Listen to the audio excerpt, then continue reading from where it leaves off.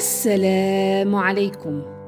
مرحبا بكم معنا من جديد في قناتنا وقناتكم حكاية الناس اللي كنحاولوا جاهدين حنا وفريق العمل باش نسردوا لكم قصص واقعية حقيقية اللي عاشوها بعض الأشخاص وحبوا يشاركوها معنا. وإلا كنتوا أول مرة غتشوفوا القناة ما تنساوش تضغطوا على زر اشتراك وتفعلوا الجرس باش يوصلكم كل جديد في القناة، واللايك وتعاليقكم ورأيكم في القصة. قد ما كانت حياتك الشخصية وأخبار عائلتك معلنة للناس وانت جالس كتفرج، ديك الساعة ظهرك غيتقسم وغتحول حياتك لكابوس وتقول يا ريت اللي جرى ما كان. أنا سارة وعندي 28 سنة، خديت دبلوم الفندقة، وحكايتي بدات وانا عندي 20 سنة. كنت ديك الساعة باقي ما كملتش قرايتي وما كانش في بالي حتى حاجة غير ماما واختي، هما حياتي وكل ما كنملك، لأنه ما عندي حتى شي حد في الدنيا غيرهم بعد بابا الله يرحمه. واحد النهار وانا جالسة في البيت كنت كنراجع، لقيت ماما داخله عليا وكتقول لي كاين واحد الموضوع بغيت نهضر معاك فيه. جاوبتها وانا كنضحك، قلت لها انتي اكيد باغا شي وصفه من اللي تعلمتهم في المدرسه. لقيتها كتضحك وقالت لي اكيد لا، انا الوصفات ديالي كناخذهم من التلفزيون. لا، انا جيت نقول لك واحد راجل جاي عندنا غدا بغى يجي يطلب يدك للزواج، وقالت لي حاولي تجيب كريم المدرسة باش تستقبليهم. من صدمتي ما عرفتش باش نرد عليها، ما جاوبتها بوالو وغير خرجت من البيت وانا ناخد التليفون وعيط لعمر، ولقيت راسي كنقول ليه عمر اعتقني، راه واحد العريس جاي غدا بغى يطلب يدي من ماما.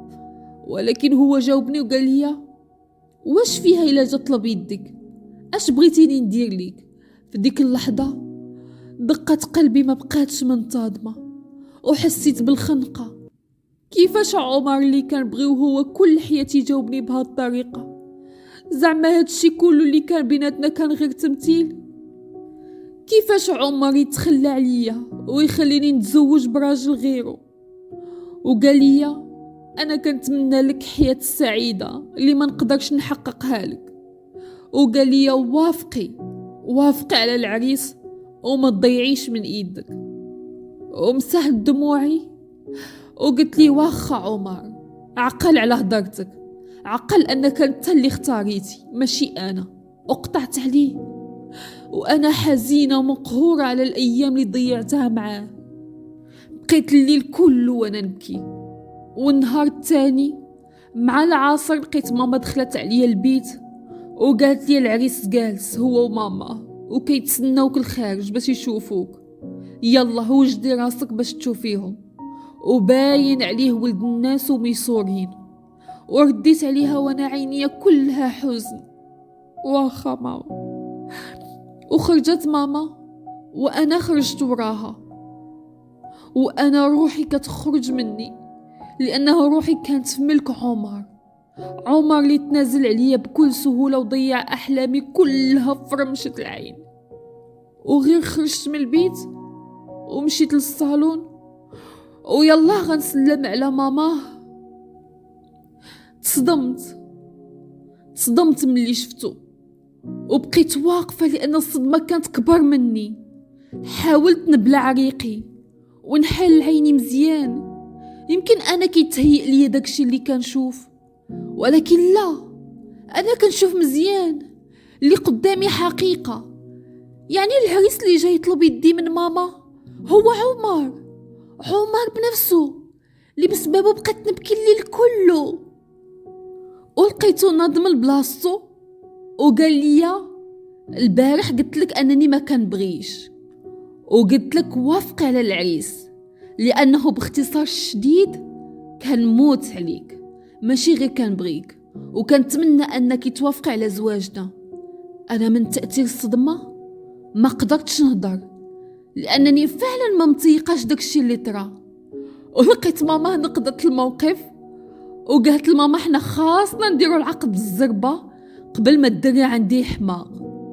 وفي هاد اللحظة كل شي كان فرحان وناشطين، لأنه حلمي وحلم ماما تحقق، لأنها كانت عارفة أنني كنبغي عمر، وحتى ماما كانت مرحبة بهاد الزواج. وتخطبنا أنا وعمر باش يلا نوجدو الدار اللي غنسكنو فيها. وفي هاد الفترة عشنا أحسن أيام في حياتنا، لدرجة قاع الناس ولاو يقولوا علينا خوت من كثرة ما كنشهبوا لبعضياتنا وحتى في طبايعنا وملامحنا. وجا الوقت باش نديرو العقد اللي كنا كنتسناو من شحال هادي. ولكن لقيت عمر كيقول لي اش بالك نحطو عرسنا في اليوتيوب؟ وقلت لي اللي بغيتي عمر. وداكشي عمر نشر فيديو نهار درب الصداق، وبعد مدة لقيتو كيقول لي اشنو رأيك نحلو حساب في الانستغرام يكون عندنا متابعين من كل انحاء العالم؟ ورديت عليه وقلت ليه متابعين كيفاش وعلاش؟ جاوبني وقال لي بصراحة انا عندي قناة في اليوتيوب وكنحط فيها فيديوهات، ولكن التفاعل فيها قليل، ففكرت عوض محتواها اللي كان بدل المحتوى ديالنا الجديد ونحط فيها كل حاجة كتخصنا، وبهاد الطريقة المشاهدات غتزيد وقناتنا غتكبر، وغير ان الانستغرام غيكون ليه دور وغيكون عندنا متابعين من العالم كله، خصوصا انك زوينة. ولقيت راسي كنشوف فيه وانا حايرة بزاف من هضرته، ما كنتش عارفة باش غنجاوبو. ولقيتو كيقول قبل ما نقول رأيي صافي انا من اليوم غنبدل السمية وغتولي يوميات عمر وسارة، والفيديو جديد غنحط فيه فيديو عرسنا. وداكشي اللي كان عمر دار داكشي اللي كان في دماغه، وبدل سمية القناة ونشر فيها عرسنا اللي جاب مشاهدات كتيرة. رغم هادشي كله انا ما كانش عجبني افكاره، لانني باختصار ما كان بغيش نبان بزاف وما عنديش مع الكاميرا ونشر حياتي على السوشيال ميديا، وما كان بغيش حياتي تكون للناس كل شي يشوفها. ولقيتو تاني يوم كيقول لي انا محضر لك مفاجأة، غنسافروا لطنجة باش ندوزو شهر العسل فيها. وانا فرحت بزاف وقلت لي ولكن اكيد غتصور كل شي وتحطو في القناة ديالك. قال لي اكيد. ومشينا لطنجة باش نتصور ونرسم الضحكة المزيفة، نرسم الضحكة المزيفة على وجهي المتابعين القناة. أنا ما كنتش غادا ندوز شهر العسل أو نفرح مع راجلي، لأنه الكاميرا كانت معنا في كل خطوة كنديروها. لحتى الواحد نهار طلب مني واحد طلب غريب، قال لي يا عمر نحيد الحجاب ديالي ونتصور بشعري حيت أنا عروسة وخاصني نفرح بشبابي. وبقيت كنقول ليه نفرح بشبابي ولا باش انت دير البوز؟ قلت لي شوف انا مشيت معاك في هادشي اللي كدير حيت كنبغيك، لكن باش تقول لي حيدي الزيف هنا غادي نقول لك لا. ومشيت وخليت عمر ومشيت كنجري للبيت وانا من الداخل ديالي حزينه. ولقيتو جا من ورايا باش يتصالح معايا وزاد وقال لي انا ماشي قصدي داكشي اللي في بالك، انا غير فكرت كيفاش غتنزلي تعومي بالزيف. وانا نقول ليه شكون قال لك انا اصلا باغا نعوم؟ وانا نطلب منه باش نرجع للدار. صافي العطله ما ليها حتى شي معنى. ورجعنا للدار ودزت عند ماما وغير دخلت هي تقول لي يا ماما تبارك الله عليكم، قناتكم غدا وكتكبر وفيديوهاتكم كيجيبوا نسبة المشاهدة كبيرة. ولقيت عمر كيجاوب ماما وكيقول لها أمنيتي القناة تكبر باش نكبروا معاها، ولكن بنتك سارة عندها رأي آخر. وبقيت كنشوف فيه وانا معصبة، كنت بغيت نجاوبه ولكن لقيت صاحبتي معيطة ليا وكتهضر معايا على الفيديوهات حتى هي. الله يا ربي، الله امتى غنرتاح من هاد الفيديوهات؟ ما بقيت كنهضر على حتى شي موضوع اخر، ولا كلشي عارفني فين غادا وفين مشيت واش كليت واش شربت واش لبست. وصاحبتي قالت لي باغا تجي تشوفني باش تبارك لينا وداكشي.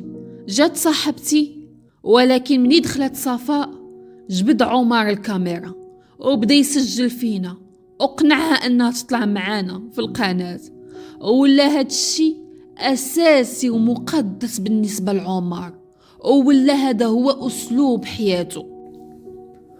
دازت ايام وسنين والقناة كبرات ومشاهداتها كبروا، وبقيت متعايشة مع اسلوبه حتى ولو على حساب نفسي او على حساب ديني.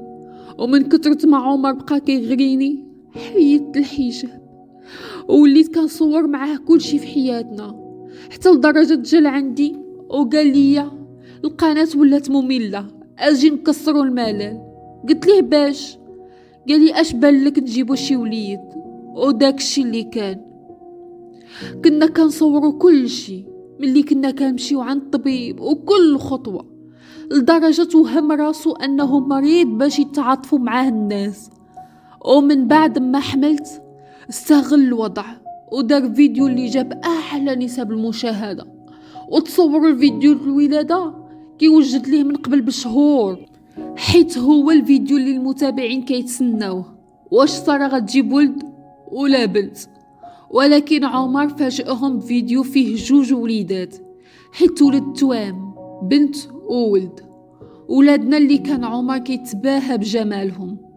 وخرجت من السبيطار وجلست في الدار عند ماما، وبقيت جالسة عندها مدة حيت وليت خايفة عمر يستغلني ويستغل حتى وليداته. ولكن واحد النهار جا عندنا عمر وكيقول لي حنا مضطرين نسافروا لدبي حيت الفرع ديال الشركة اللي خدام فيها محتاجه تماك، حيت هو موظف ممتاز وعنده خبرة. قلت ليه لا، خليني حدا ماما وسير انت. انا باغا نمشي معاه ولكن خايفة يستغلني ويستغل ولادو. وهي تجاوب ماما قالت لي رجلك برجل راجلك، احنا ما عندناش العيالات اللي يخليو رجالاتهم يسافروا بوحدهم. كنت بغيت نقول ليها وجودك ماما حماية لينا والولاد، وعمر محتاجنا باش يجمع غير الفلوس على ظهرنا، ولكن للأسف هاد الهضرة ما قدرتش نقولها ليها. وداكشي سافرت مع عمر واللي كنت متوقعه هو اللي طرا. ولادنا ولاو من ضمن عائلة سارة وعمر، كل نهار فيديو في شكل عليهم، مرة فيديو هما كيحبيو، ومرة أول مرة غيمشيو، ومرة أول سنة غتبان، وهكذا. والمتابعين أكيد كيمدحوا فيهم وفي جمالهم، وكاين اللي كيقول الولد كيشبه ليا، واللي يقول البنت كتشبه ليه، واللي يقول عليه ديوتي، كل واحد واش كيقول. وعمر غيطير من الفرحة من النتائج اللي حققها. وهادشي كله وأنا مرضت نفسيا بسبب هاد الوضع. حاولت نقنع عمر باش يسد هاد القناة ونسدو علينا هاد الباب ونعيشو في حال أي أسرة طبيعية، ولكن هو قال لي اش كتقول يا سارة؟ هاد القناة مصدر رزقنا، وهي اللي مخلياك عايشة هاد العيشة. عاقله شحال هذا كنتي كتمني تسافري وتخرجي وتعيشي الحياة اللي كتمنيها؟ بسبب القناة انت اللي ما عجباكش حققتي اللي بغيتي.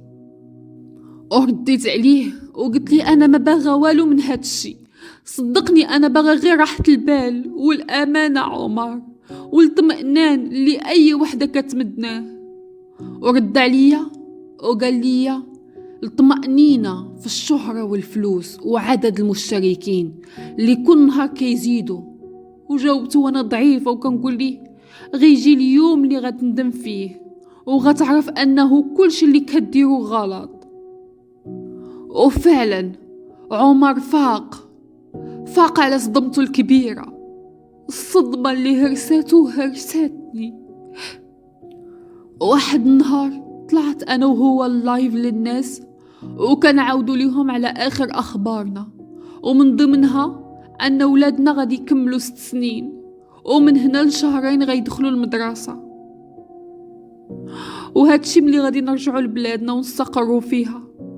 وفي عز ما كنا مشغولين أنا وعمر مع المتابعين، حسيت بنغزة في قلبي، حسيت أنا شي حاجة خايبة غطرة. وفعلا داكشي اللي حسيت به هو اللي طرا. ملي سمعنا صوت ديال شي حاجة طاحت من الفوق، وغير صوت ولدي اللي جاي كيجري عندنا وكيغوت في واحد الحالة هستيرية، وكيقول ختو طاحت من البالكون. في هذيك اللحظة له التليفون من يدي، وجريت في حال شي حمقى البالكون شوف اش طاري. وغير شفت من البالكون لقيت بنتي مليوحة في الأرض وغارقة بدمها. بنتي مسكينة طاحت من الطابق 6، وأنا كنت حداها ما قدرتش نعتقها. بنتي قدام عينيا، وهادشي كله بسبب طموح راجلي اللي ضيعني وقضى على شبابي. ولقيت ولدي كيقول لي كنا كنلعبوا في البالكون يا ماما حتى تسالوا الفيديو، ولكن لقيت اختي طلعت على الصور باش تتفرج في الزنقة، ولكن فقدت توازنها وطاحت، وما قدرت ندير ليها والو. لقيت راسي كنجري كي شي حمقى من الدروج باش نشوف بنتي اللي كانت ماتت بسبابي وبسباب باها، وعنقتها لآخر مرة. وعمر وجد الوراق السفر باش نرجعوا لبلادنا، لأنه إكرام الميت هو ندفنوه، وبنتي لابد تدفن في بلادها حدايا. وبديت كنغوت في وجه عمر وكنقول انت السبب هادشي اللي طرا لينا، انت اللي قتلتي بنتي يا عمر، انا ما غنسامحكش، انا عمري ما غنسامحك. وفعلا رجعنا لبلادنا ودفنا بنتي، ولكن ما دفناهاش بوحدها، حيت حتى انا تدفنت معاها تحت التراب. وقلت لي وانا في قمة ضعفي، علاش ما صورتيش جنازتها وتفرجها لمتابعينك؟ يمكن المشاهدة تزيد وتطلع الترند وتكون موضوع للناس والصحافة في البلاد.